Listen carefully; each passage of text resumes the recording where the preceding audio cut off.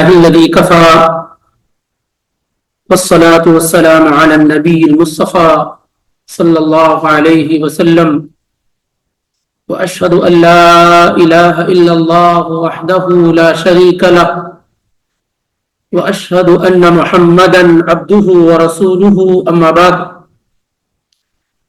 يقول الله تعالى في كلامه العظيم أعوذ بالله السميع العليم من الشيطان الرجيم من همزه ونفخه ونفثه الله لا إله إلا هو الحي القيوم لا تأخذه سنة ولا نوم له ما في السماوات وما في الأرض من ذا الذي يشفع عنده إلا بإذنه يعلم ما بين أيديهم وما خلفهم ولا يحيطون بشيء من علمه إلا بما شاء وسع كرسيه السماوات والأرض ولا يؤوده حفظهما وهو العلي العظيم سبحانك لا علم لنا إلا ما علمتنا إنك أنت العليم الحكيم. آیت الکرسی کے متعلق پچھلے کئی ہفتوں سے درس کا سلسلہ جاری ہے اور آیت الکرسی کی تفسیر پڑھتے ہوئے اس بات کا ہمیں اور آپ کو اندازہ ہو گیا ہوگا کہ اللہ رب العالمین نے اپنے الہ ہونے، اپنے معبود حقیقی ہونے کے جو ثبوت یہاں پر دیے ہیں، جو براہین اور ایویڈنس اللہ نے بیان کیے ہیں، اس طرح کی چیزیں کسی کے یہاں اللہ کے علاوہ پایا جانا تو دور ہے، کہیں تصور بھی نہیں کیا جا سکتا. یعنی اللہ تعالیٰ نے اپنے معبود ہونے کے جو دلائل بیان کیے ہیں اس ایک آیت کے اندر کہ میں کیوں الہ ہوں، میں کیوں معبود ہوں، کیوں میری عبادت ہونی چاہیے، جو ثبوت اللہ نے دیے ہیں اللہ کے علاوہ ان چیزوں میں کوئی کھرا اترنا، قریب پہنچنا تو دور کی بات ہے، بلکہ سرے سے کسی کے اندر اللہ تعالیٰ کی ان صفات کا، عظمت کا تصور بھی نہیں پایا جاتا. کبھی کبھی کیا ہوتا ہے کہ ایک آدمی بہت بڑا ہوتا ہے لیکن کوئی دوسرا شخص اس کی کسی نہ کسی چیز میں مماثل ہوتا ہے، اس کے مثل ہوتا ہے. لیکن اللہ تعالی کا معاملہ ایسا ہے کہ کوئی آدمی، کوئی شخص، نبی ہو، فرشتہ ہو، کوئی بھی مخلوق ہو، اللہ تعالی کی صفات کے متعلق، اللہ تعالی کی عظمت کے مقابلے میں کچھ بھی حیثیت نہیں. پچھلے ہفتے میں 7 دلائل واضح طور پر پیش کیے جا چکے ہیں اور آج 8ویں دلیل آیت الکرسی سے اللہ تعالیٰ کے حقیقی معبود ہونے پر پیش کی جا رہی ہے. اللہ لا الہ الا هو الحی القیوم لا تاخذہ سنۃ ولا نوم. اللہ وہی حقیقی معبود ہے، اس کے علاوہ کوئی معبود نہیں، کیونکہ وہ ہمیشہ رہنے والا، زندہ اور ساری چیزوں کو تھامنے والا ہے. اسے نہ تو اونگ آتی ہے اور نہ ہی نیند آتی ہے. زمین و آسمان میں جو کچھ ہے سب اسی کا ہے. کون ہے جو اس کی اجازت کے بغیر اس کے پاس سفارش کر سکے؟ کون ہے جو اس کی اجازت کے بغیر اس کے پاس سفارش کر سکے؟ اور کوئی بھی شخص اللہ تعالیٰ کی معلومات میں سے کسی بھی چیز کا احاطہ نہیں کر سکتا مگر اتنا ہی جو اللہ تعالیٰ نے اسے دے دیا. اور زمین و آسمان میں من ذا الذی یشفع عنده الا باذنہ یعلم ما بین ایدیہم وما خلفہم. وہ جانتا ہے جو کچھ سامنے ہے اور جو کچھ پیچھے. اور بتایا گیا کہ اس کا کیا معنی ہے. اب آج اللہ رب العالمین کا یہ بیان کہ وسع کرسیہ السماوات والارض. ظاہر ہے آدمی جب بڑا ہوتا ہے تو اس کی رہنے کی جگہ بھی کیا ہے؟ بڑی ہوتی. جب آپ کسی کے گھر میں جاتے ہیں اور گھر بڑا عالیشان ہوتا ہے، گاڑیوں کو دیکھ کر کے، مکان کو دیکھ کر کے، اس کے رہنے سہنے کے انداز کو دیکھ کر کے آپ کو اس کی عظمت کا کیا ہے احساس ہوتا ہے. کسی بڑی گاڑی کو دیکھتے ہیں تو آپ کے دل میں فوراً یہ خیال آتا ہے یہ بڑا آدمی ہوگا، ہے کہ نہیں؟ تو اب اللہ رب العالمین نے جو اپنی عظمت اور اپنی بڑائی بیان کی، اس کا ایک نقشہ یہ بھی ہے کہ اللہ تعالیٰ کیوں حقیقی معبود ہے. وسع کرسیہ السماوات والارض، زمین و آسمان اور زمین و آسمان کے اندر جتنی بھی چیزیں ہیں، تمام چیزوں کو اس کی کرسی نے احاطے میں کر رکھا، گھیر رکھا. زمین و آسمان، ساتوں زمین ساتوں آسمان. اور اس سے پہلے ذکر کیا جا چکا ہے کہ ایک آسمان سے دوسرے آسمان کے درمیان کتنا فاصلہ ہے؟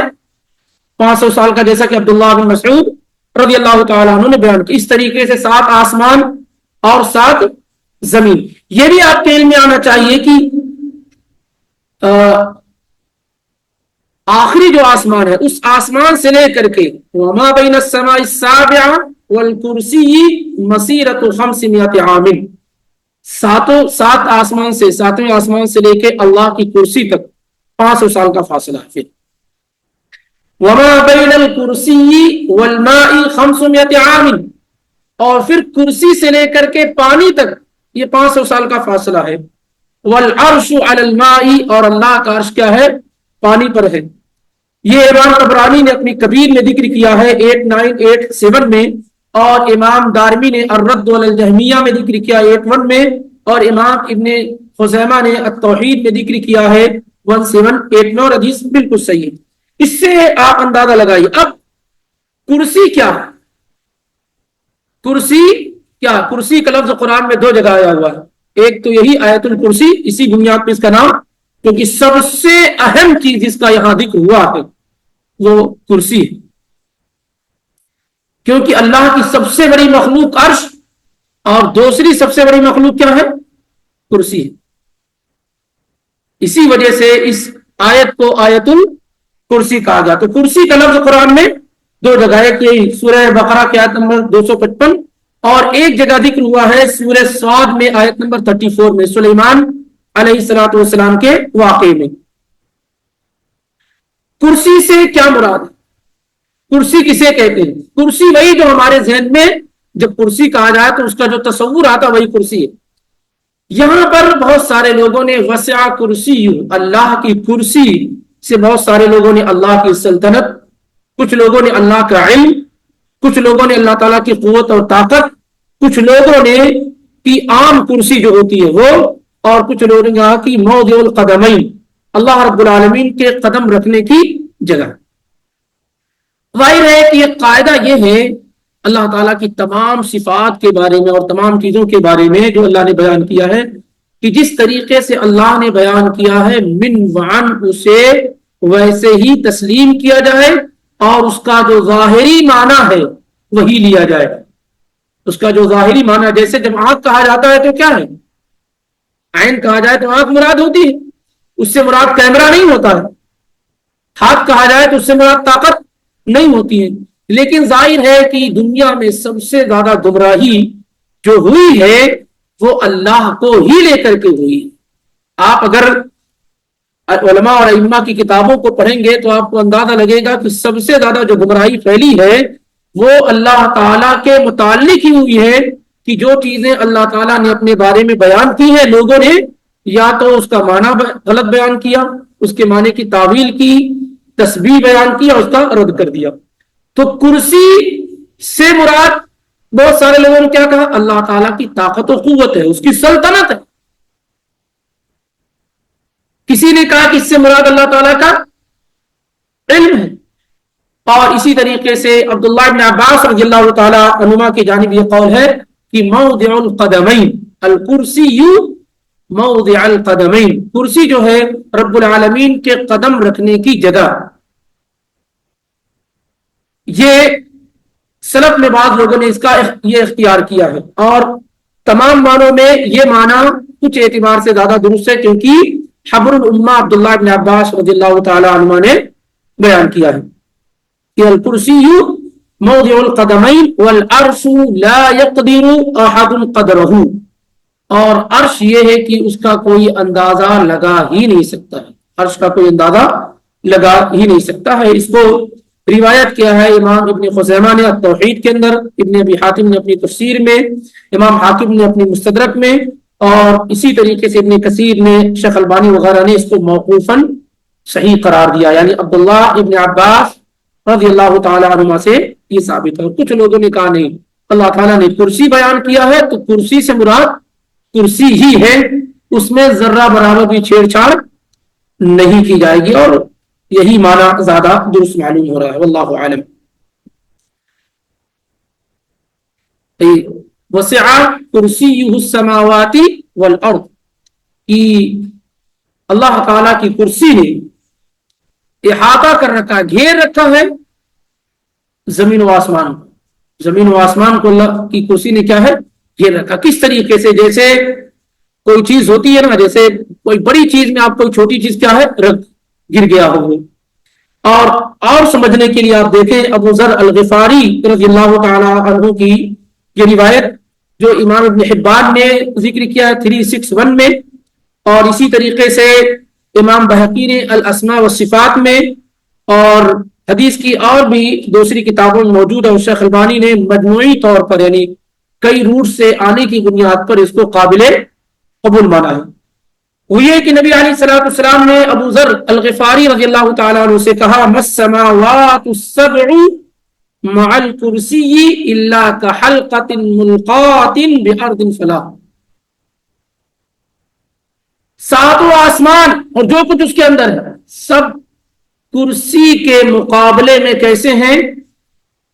جیسے کوئی ڈیزرٹ میں، کوئی ریگستان میں، چٹیل میدان میں کوئی انگوٹھی اور رنگ ہوتی، حلقہ ڈال دیا جاتا ہے وہ پڑا ہوا ہو، کوئی ڈیزرٹ اور ریگستان میں کوئی انگوٹھی ڈال دی جائے، ایسے ہی کرسی کے مقابلے میں ساتوں زمین و آسمان ہے۔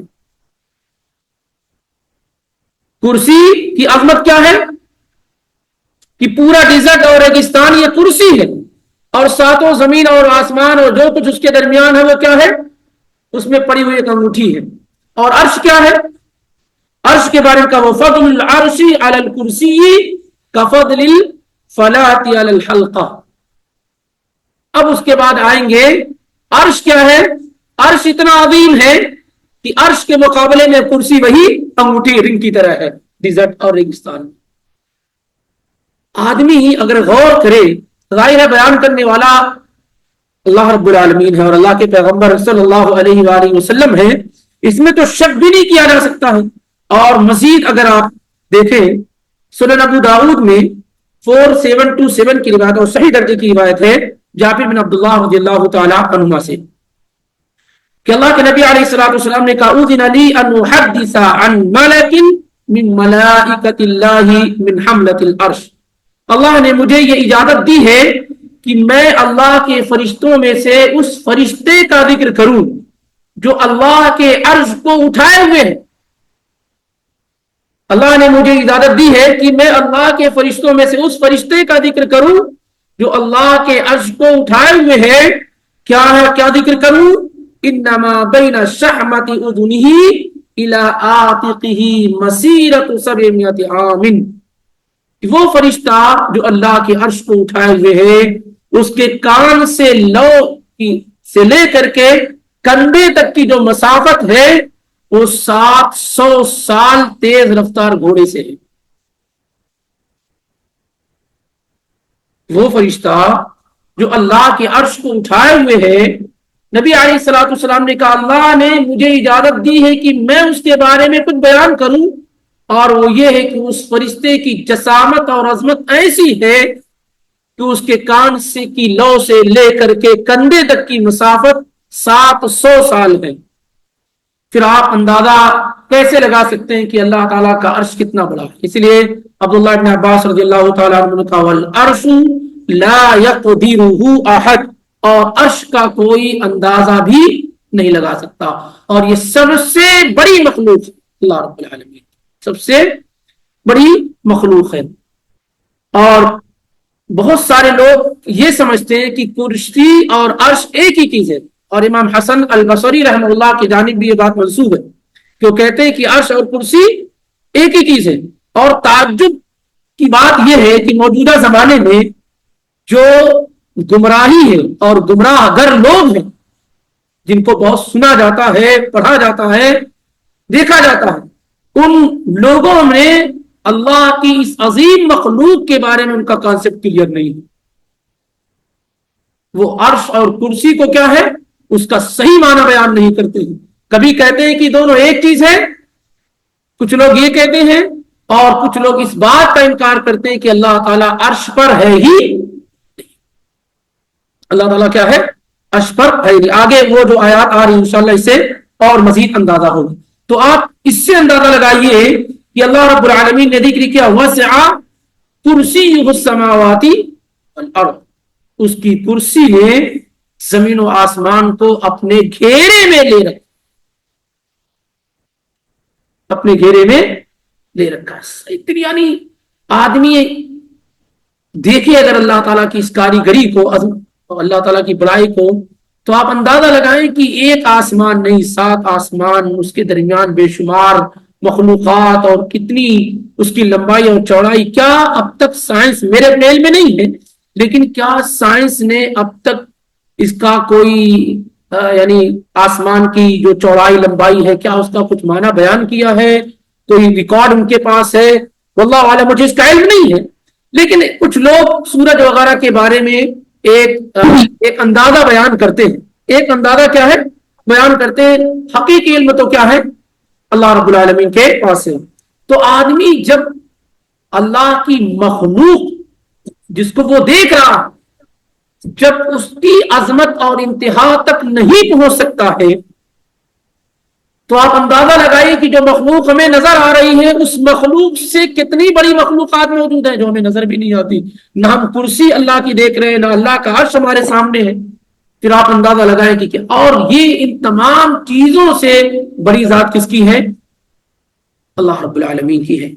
اسی لیے جب ان چیزوں کو پڑھا جاتا ہے تو دل بے ساختہ یہ پکار اٹھتا ہے کہ جب کوئی انسان اللہ پر، اس عظیم رب پر توکل اور اعتماد اور بھروسہ کر لے اور اس کی عبادت کرنے لگ جائے، تو پھر اسے کسی کی ضرورت، جو اللہ کی عظمتوں کو جان لیتا ہے تو اللہ کے مقابلے میں سارے لوگ اس کو بونے نظر آتے ہیں، چاہے وہ پیغمبر ہو، چاہے وہ فرشتے ہوں، اور باقی دیگر لوگ جن کا آپ لوگ تذکرہ کرتے ہیں وہ تو انبیاء کے سامنے ہی بونے ہیں، تو پھر اللہ کا ان سے کیا مقابلہ؟ یعنی جن کا ایک بڑا معاملہ یہ بھی ہے نا کہ کچھ چیزیں تو بالکل واضح کہ ہم اور آپ جن کو بڑا سمجھتے ہیں نا، وہ انبیاء کے مقابلے میں کیا ہے؟ بالکل بونے۔ نبی علیہ الصلوۃ والسلام نے فرمایا فضل العالم علی العابد کفضلی علی ادناکم، عالم کی فضیلت عابد پر ایسے ہے جیسے میری فضیلت تم میں کسی ادنا انسان پر ہے۔ جو فرق عالم اور عابد میں ہے وہ ایک نہیں ہو سکتا ہے، جبکہ وہ عام لوگوں کے درمیان ہے۔ تو نبوت اور رسالت تو بہت بڑا مقام ہے، کوئی آدمی کتنا ہی بڑا کیوں نہ ہو جائے پیروں کے نیچے تک نہیں پہنچ سکتا کسی نبی کے۔ اور پھر اسی طریقے سے صحابہ میں اگر آپ آگے، تو صحابہ کا جو مقام و مرتبہ ہے، آدمی کتنا ہی عظیم ہو جائے وہ ان کے پیروں تک نہیں پہنچ سکتا۔ یہ سب وہ چیزیں ہیں جو سلف بالکل کیا ہے متفق علیہ۔ اسحاق بن راویہ سے، عبداللہ بن مبارک سے، احمد بن حنبل سے رحمہ اللہ، ان تمام لوگوں سے پوچھا گیا۔ عمر بن عبدالعزیز بہت نیک اور شریف بادشاہ گزرے، بڑی ترقی ان کے زمانے میں ہوئی، 99 میں آئے اور 101 ہجری میں ان کی وفات ہوئی، جن کا ذکر ہوا بھی تھا۔ تو لوگوں نے پوچھا کہ امیر معاویہ رضی اللہ تعالیٰ عنہ افضل ہے یا عمر بن عبدالعزیز ہے؟ ایک صحابی ہے، دوسرے تابعی۔ تو ان ائمہ نے کہا کہ امیر المومنین امیر معاویہ رضی اللہ تعالیٰ عنہ کے پیروں سے نکلنے والی دھول کا بھی مقابلہ عمر بن عبدالعزیز رحمہ اللہ کی شخصیت نہیں کر سکتی ہے، کیونکہ یہ مقام کسبی نہیں ہے۔ ہم اور آپ چاہے تو صحابی نہیں ہو سکتے، یہ اللہ تعالیٰ کی نوازش ہے، اللہ کا فضل ہے، وہ جسے چاہے دے دے۔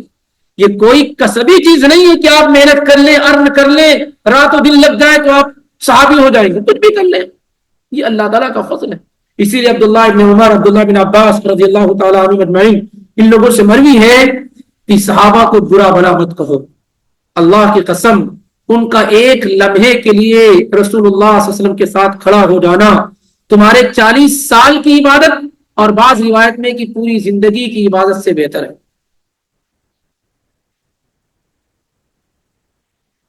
تو آپ اندازہ لگائیں کہ جب یہ لوگ یعنی انبیاء، ملائکہ، فرشتے، یہ سب اللہ کے مقابلے میں کچھ نہیں ہے، تو پھر ہم جن کو اللہ کے مقابلے میں کھڑا کر رہے ہیں وہ تو صحابہ کے بھی مقابلہ کرنے لائق نہیں، انبیاء کی بات تو چھوڑیے۔ تو کتنا فرق ہے کہ انبیاء کے بعد اگر سب سے عظیم ہستی ہے اللہ کے بعد تو انبیاء کی ہے۔ اب انبیاء کو بھی چھوڑ کر کے، صحابہ کو بھی چھوڑ کر کے لوگ اور لوگوں کو کیا ہے مشکل کشا اور حاجت روا سمجھ رہے ہیں، تو کتنی بڑی خطا اور غلطی ہے، کیونکہ وہ نہیں۔ تو جب آدمی اللہ رب العالمین کی عظمت کا یہ انداز معلوم ہو جاتا ہے تو ساری دنیا کی ہر چیز اس کو کیا ہے بالکل حقیقی اور معمولی نظر آتی ہے۔ اور پھر قرآن کی جو آیت ہے الیس اللہ بکاف عبدہ، کیا اللہ اکیلا اپنے بندوں کے لیے کافی نہیں؟ حسبنا اللہ ونعم الوکیل، یہ ایمان پیدا ہو جاتا ہے اور یہ سمجھتا ہے کہ جب میں اللہ کو راضی کر لے گیا اور اللہ کو خوش کر لے گیا تو پوری دنیا مل کر کے میرا کچھ نقصان نہیں کر سکتی ہے۔ تو وسع کرسیہ السماوات والارض ولا یؤودہ حفظہما ولا یؤودہ حفظہما۔ آدھا یعودو کے معنی ہوتے ہیں بھاری ہونا، مشکل ہونا، بوجھل ہونا، تھک جانا، اکتا جانا۔ ولا یعودہ حفظہما ای لا یثقلہ ولا یشق علیہ حفظ السماوات والارض۔ اللہ تعالیٰ زمین و آسمان کی حفاظت سے اکتاتا نہیں ہے، تکتا نہیں ہے، اس کے لیے مشکل نہیں۔ ولا یعودہ حفظہما، اور اسے تکان، مشکل اور پریشانی لاحق نہیں ہوتی زمین و آسمان کی حفاظت سے۔ دنیا میں کوئی بھی شخص کسی چیز کی حفاظت ہمیشہ نہیں کر سکتا ہے، اور چیز اگر اتنی بڑی ہو تو کیسے کر سکتے؟ یعنی اگر آپ کو کہا جائے پورا ریاض آپ دیکھیں کچھ نہیں ہونا چاہیے تو آپ کر سکتے ہیں؟ کوئی چوری نہیں ہونی چاہیے، کوئی بھوکا نہیں ہونا چاہیے تو آپ کر سکتے ہیں؟ اور کتنی دیر تک کر پائیں گے؟ آپ تو آپ کے پیچھے کیا اور وہ بھی نظر نہیں آ رہا۔ تو ولا یعودہ حفظہما، اللہ تعالیٰ زمین و آسمان کی حفاظت سے اکتاتا نہیں ہے، تکتا نہیں ہے، اس کے لیے بوجھ نہیں ہے، کیونکہ یہ بھی بہت بڑی چیز۔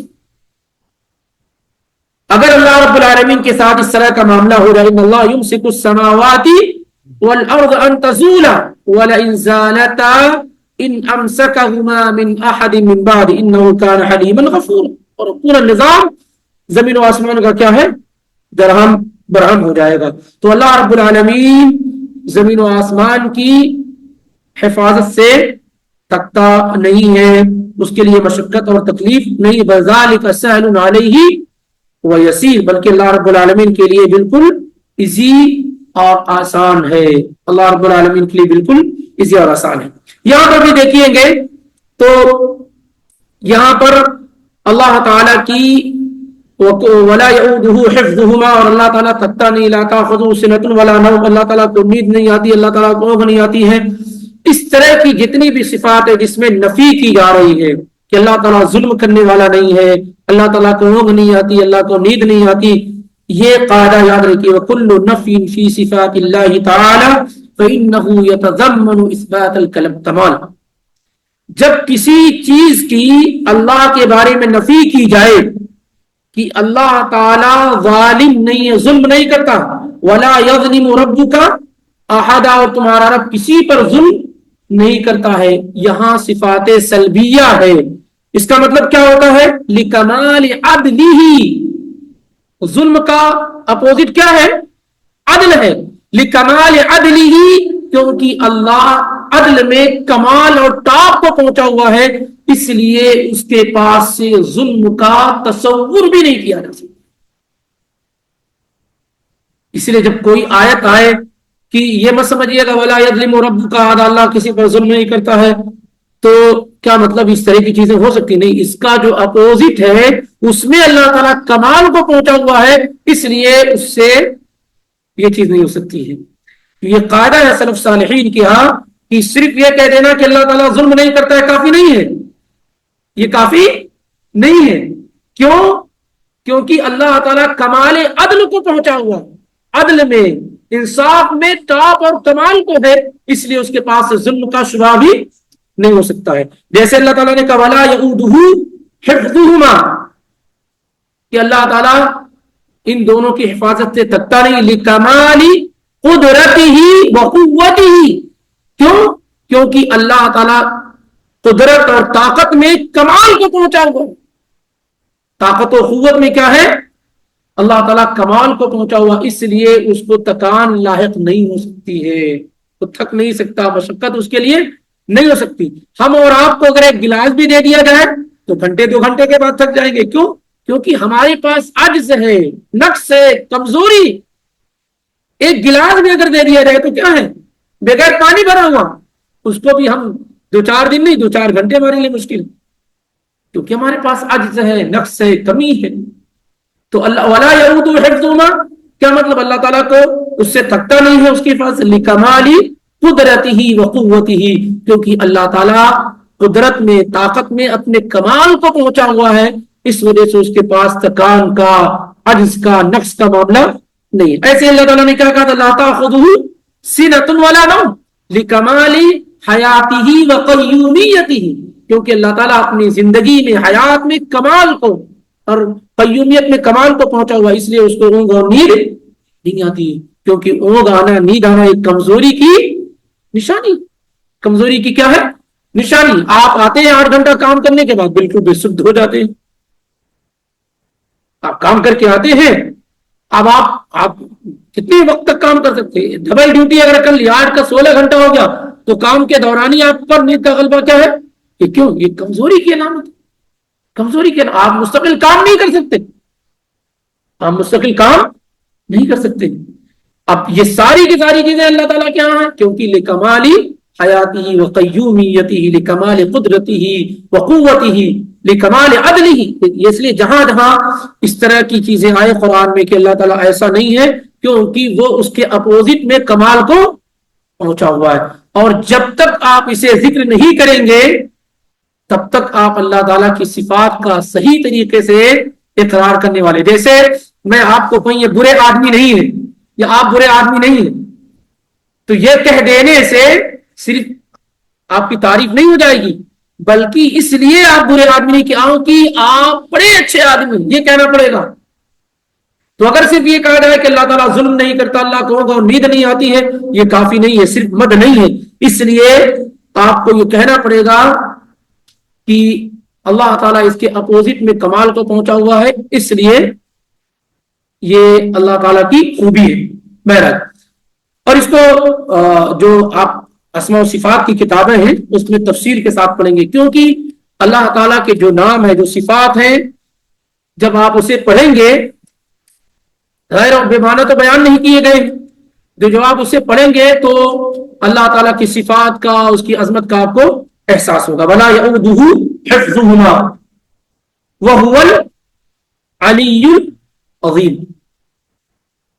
یہ بھی بڑی دلیل ہے اللہ تعالیٰ کے حقیقی معبود ہونے کی. وَهُوَ الْعَلِيُّ، وہ کیا ہے؟ علی. علی کا مطلب کیا ہوتا ہے؟ جی مدد. اصل میں آپ لوگ یا علی کہتے کہتے آپ نے سمجھ لیا کہ علی کا معنی مددگار ہوتا ہے.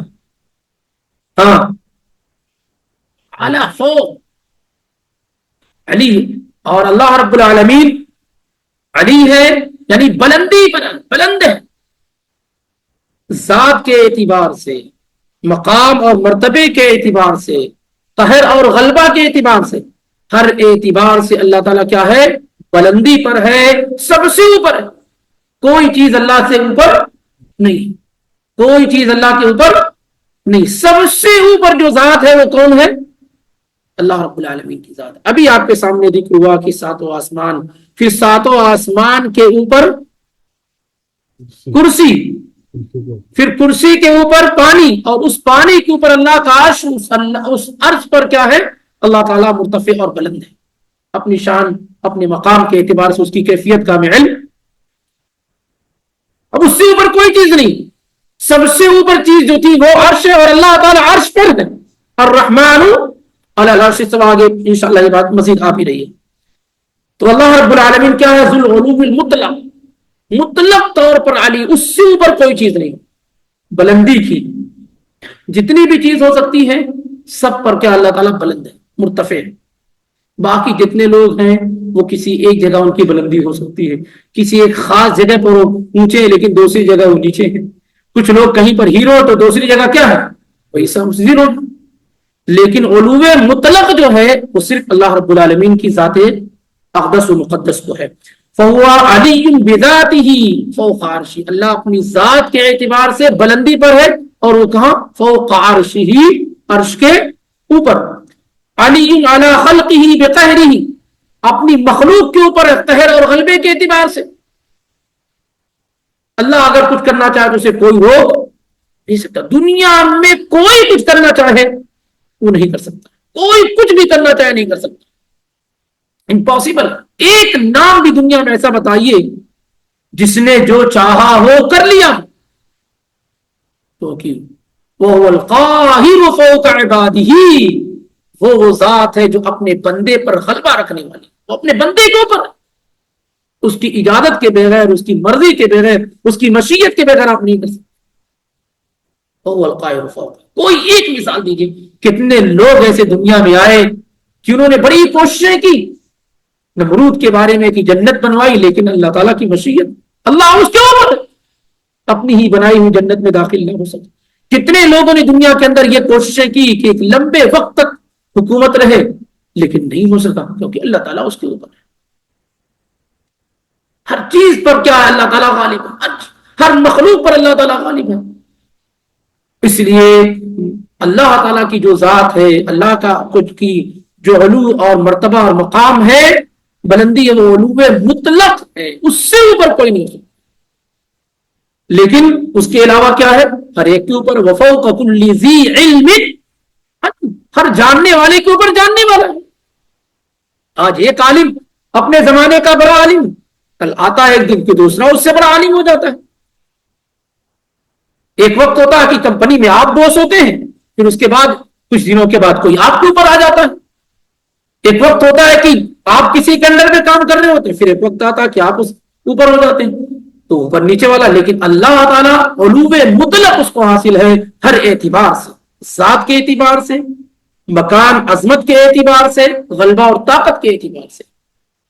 یہ ہے علی کے اندر جو معنی پوشیدہ اور مخفی. اسی لیے قرآن حکیم جب آپ پڑھیں گے تو جگہ جگہ اللہ تعالیٰ کا یہ نام العلی، اور یہ بات ذکر کی گئی ہے کہ اللہ تعالیٰ کے جتنے بھی نام ہیں ان ناموں سے اللہ تعالیٰ کی صفات نکلتی ہے. رزاق ہے تو رزق دینے والا، رحمان ہے تو رحم کرنے والا، علی ہے بلندی پر تو اس کی صفت یعنی بلند، تو اس کی صفت کیا ہے؟ بلندی، نیچے نہیں ہو سکتی. یہ وہ آیت ہے جو رد کرتی ہے دو گمراہ فرقوں کا. یہ ایک لفظ العلی جو قرآن میں کئی مقامات پر، 40 سے زیادہ مقامات پر آپ پائیں گے. یہ لفظ علی اللہ تعالیٰ کا یہ نام کیا ہے؟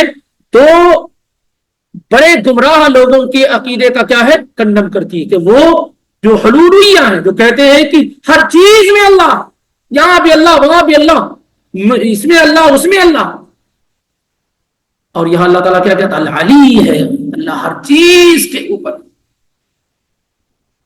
اور دوسرا وہ لوگ جو کہتے ہیں کہ اللہ کہیں نہیں، نہ یہاں نہ وہاں، نہ دائیں نہ بائیں، نہ اوپر نہ نیچے، کہیں نہیں، معطلہ ہے نہیں اللہ تعالیٰ، نہ یہاں نہ دائیں نہ بائیں، کچھ نہیں. تو ایک فرقہ، ایک گروہ تو وہ ہے جو کہتا ہے ہر چیز میں اللہ، اللہ موجود فی کل مکان، ہر جگہ اللہ تعالیٰ، ہر چیز میں اللہ تعالیٰ.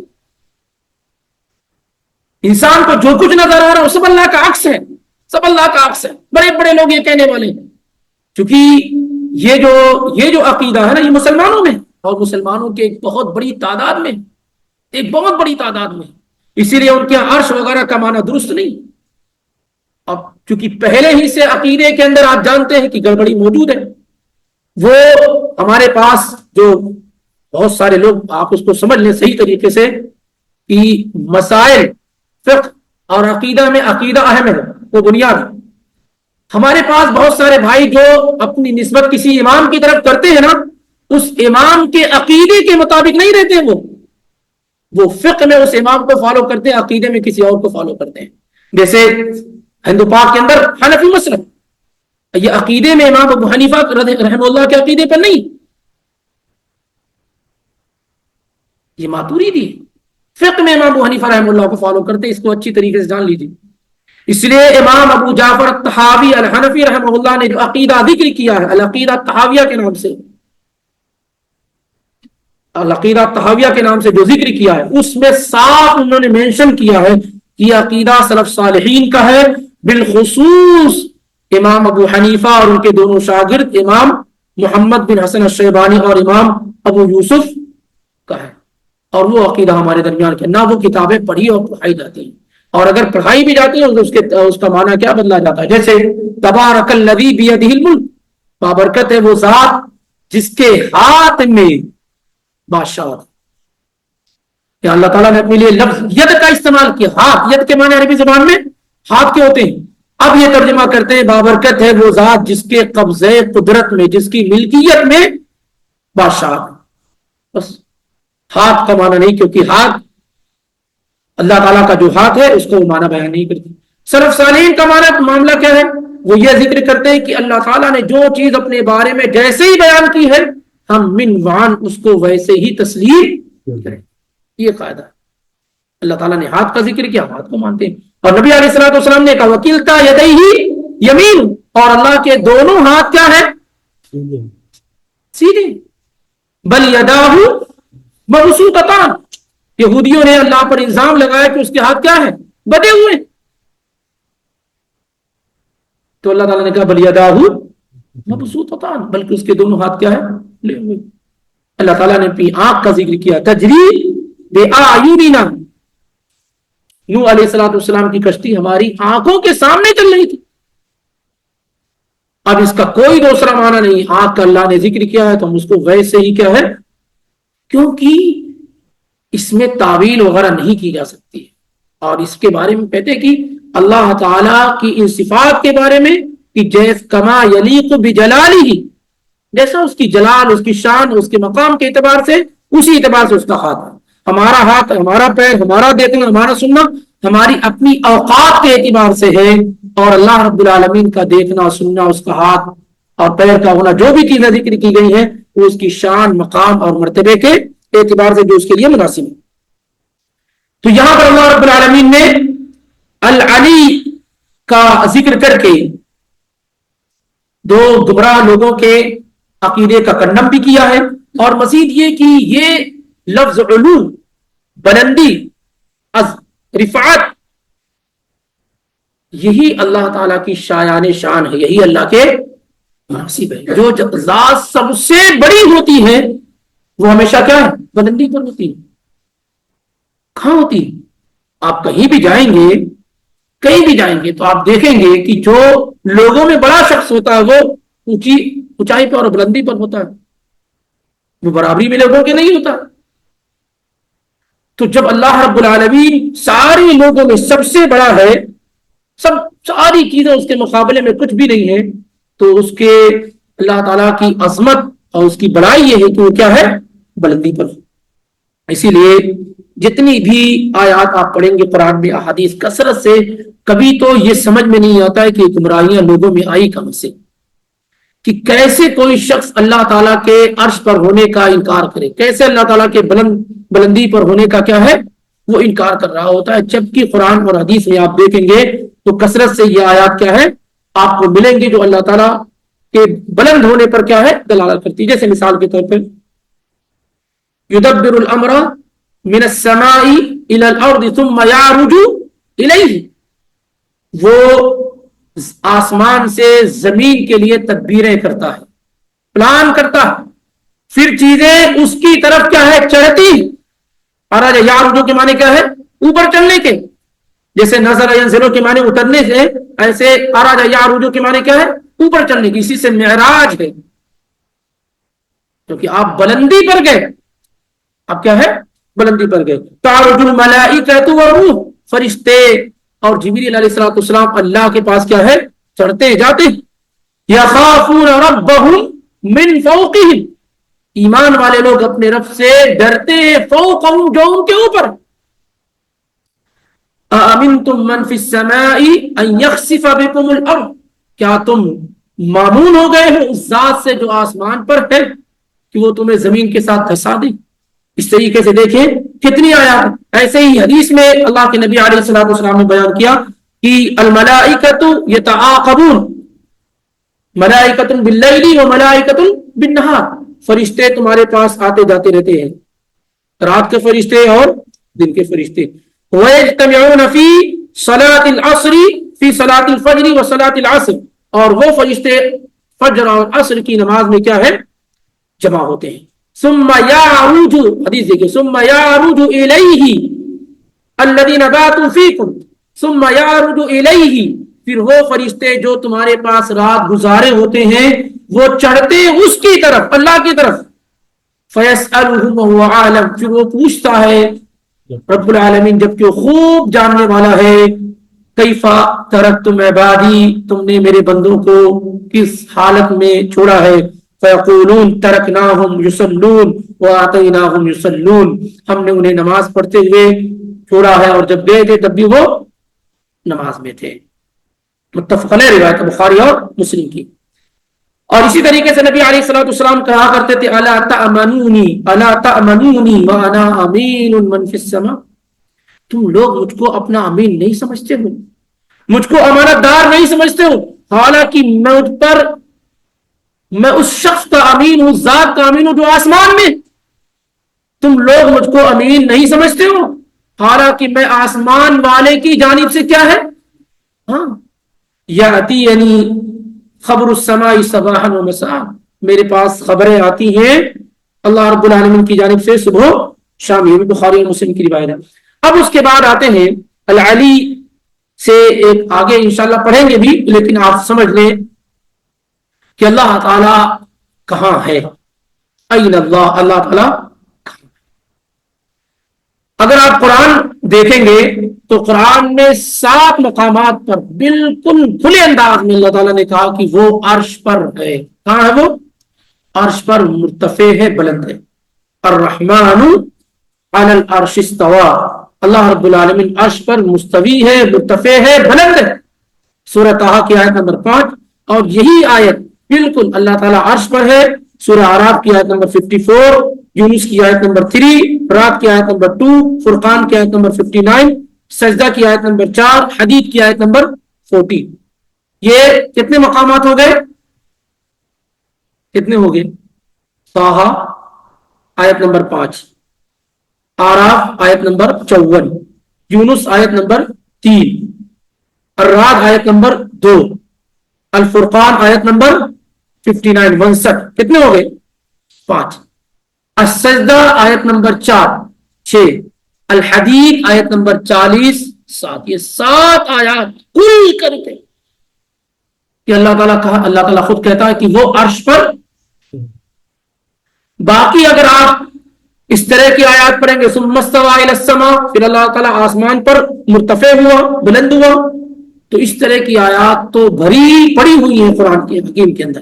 اس لیے کسی بھی شخص کو کا یہ عقیدہ اگر ہے کہ اللہ تعالیٰ ہر جگہ ہے تو انتہائی گندا عقیدہ، انتہائی گندا عقیدہ. اللہ تعالیٰ اپنے علم کے اعتبار سے ہر چیز کو گھیرے ہوئے، کوئی چیز اللہ تعالیٰ کے علم سے خارج نہیں، لیکن اللہ اپنی ذات کے اعتبار سے عرش پر ہے جو اس کی شایان شان ہے.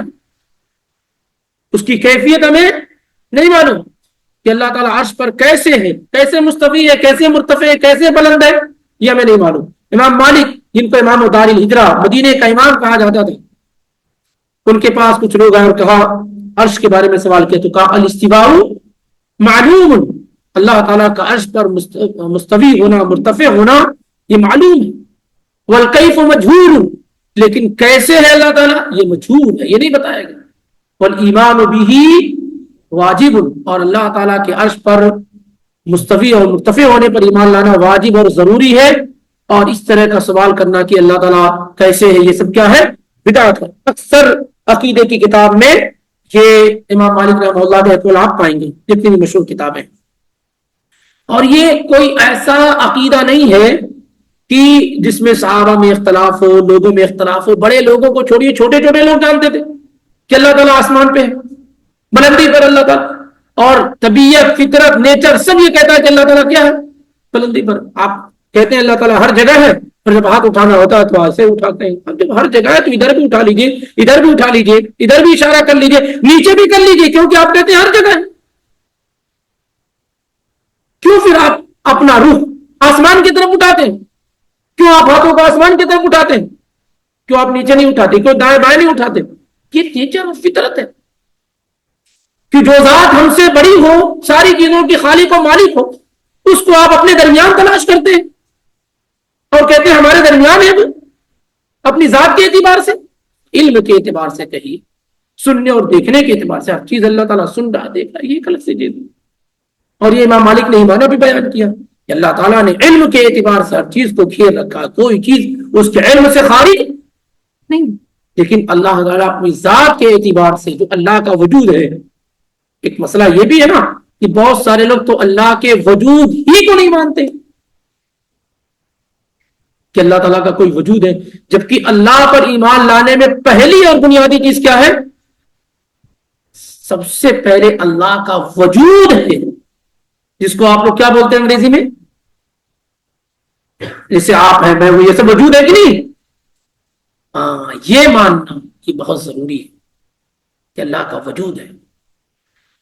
اور بإذن اللہ ہمیں اور آپ کو ان لوگوں میں شامل فرما. اللہ کے اس وجود کو جنت میں ہم دیکھیں گے بھی، اللہ کا دیدار ہم کریں گے. یہ سب سے بڑی نعمت ہے. اگر اللہ تعالیٰ کوئی خیالی چیز کا نام ہے تو پھر جنت میں سب سے بڑی نعمت کے طور پہ اللہ کا دیدار کیسے؟ اگر اللہ تعالیٰ کوئی خیالی چیز کا نام تھا تو موسیٰ علیہ السلام نے یہ کیوں کہا کہ اے میرے رب میں تجھے دیکھنا چاہتا ہوں؟ جو چیز دیکھی نہ جا سکے، جو سامنے نہ ہو، جس کا وجود نہ ہو، اس کو کیسے دیکھ؟ کوئی آدمی کہے گا کہ کرنٹ کو میں دیکھنا چاہتا ہوں، ہواؤں کو میں دیکھنا چاہتا ہوں، اس کو پکڑنا چاہتا ہوں، یہ چیزیں نظر نہیں آتی. تو اللہ تعالیٰ کا وجود ہے، اور وہ وجود کہاں ہے؟ عرش پر ہے، جو اس کی شایان نشان ہے. ایک بڑا مشہور واقعہ ہے جو آپ لوگ سب لوگ سنتے ہیں کہ ایک لوڈی، جو صحیح مسلم کی روایت ہے، ایک صحابی نے ایک لوڈی کو مارا پیٹا تو اللہ کے نبی علیہ الصلوۃ والسلام نے بلایا، طلب کیا اور اس سے 2 سوالات کیے. عام خاتون نے کہ این اللہ کہاں ہے؟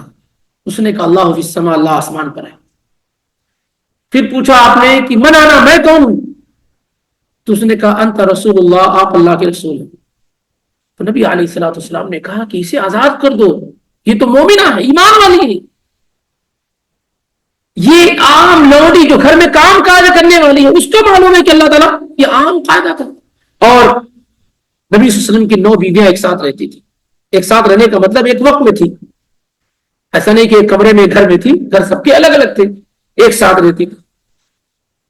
اب اس تجربہ تو ہم لوگوں کو ہے نہیں، لیکن عورتیں کیا فخر کرتی کہ میرا مقام کیا ہے، میں کیوں، کیسے. تو نبی علیہ الصلوۃ والسلام کی یہ 9 بیویاں آپس میں اپنے اپنے اعتبار سے فخر کرتی تھی جب ملتی تھی، اکٹھا ہوتی تھی.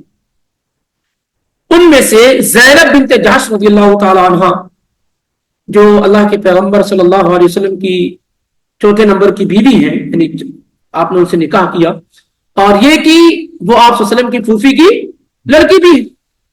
تو فکانت زینب تفخر علی ازواج النبی صلی اللہ علیہ وسلم، وہ نبی علیہ الصلوۃ والسلام کی بیویوں پر فخر کرتے ہوئے کہتی تھی سوجکن اہالیکن، تم لوگ مجھ سے مقابلہ کرو گی، تمہارے نکاح تو تمہارے گھر والوں نے کرائے. وزوجنی اللہ تعالی من فوقی سبع سماوات، اور اللہ نے میرا نکاح ساتوں آسمان کے اوپر سے کرایا. اللہ تعالیٰ نے میرا نکاح ساتوں آسمان کے اوپر سے کرایا. یہ صحیح بخاری وغیرہ کی روایت ہے. یہ بھی بالکل واضح ہے. اس لیے اللہ رب العالمین کے متعلق ہمارا ایمان اور عقیدہ کیا ہونا چاہیے کہ اللہ تعالیٰ اولاً علو مطلق اس کو حاصل ہے، ہر چیز پر اللہ تعالیٰ کیا ہے؟ بلند ہے ہر اعتبار سے. اور مزید اللہ تعالیٰ اپنے وجود کے اعتبار سے کیا ہے؟ عرش پر، اور وہی اللہ رب العالمین کی شان ہے. بلکہ اللہ کے نبی علیہ الصلوۃ والسلام بیان فرماتے ہیں لما قضى الله الخلق، جب اللہ تعالیٰ نے مخلوق کو پیدا کیا، كتب عنده فوق عرشه، ابھی ذکر ہوا کہ عرش کہاں ہے. جب اللہ تعالیٰ نے مخلوق کو پیدا کیا كتب عنده فوق عرشه، تو اللہ تعالیٰ نے اپنے پاس عرش کے اوپر یہ لکھا ان رحمتی سبقت غضبی، یقیناً میری رحمت میرے غصے پر غالب آ گئی، میری رحمت میرے غصے پر غالب آ گئی. بخاری اور مسلم کی روایت. ایسے ہی مشہور روایت ہے کہ اللہ کے نبی علیہ الصلوۃ والسلام فرماتے ہیں ارحموا من فی الارض، رحم کرو ان پر جو زمین پر ہیں. ارحموا من فی الارض، جو زمین پر ان پر رحم کرو. یرحمکم من فی السماء، آسمان والا جو آسمان پر ہے وہ تم پر رحم کرے گا. اس لیے یہ عقیدہ ہمارا درست اور کیا ہے؟ صحیح ہو جانا چاہیے. وَهُوَ الْعَلِيُّ الْعَظِيمُ الْعَظِيمُ، اور اللہ تعالی عظمت والا ہے. کیا ہے؟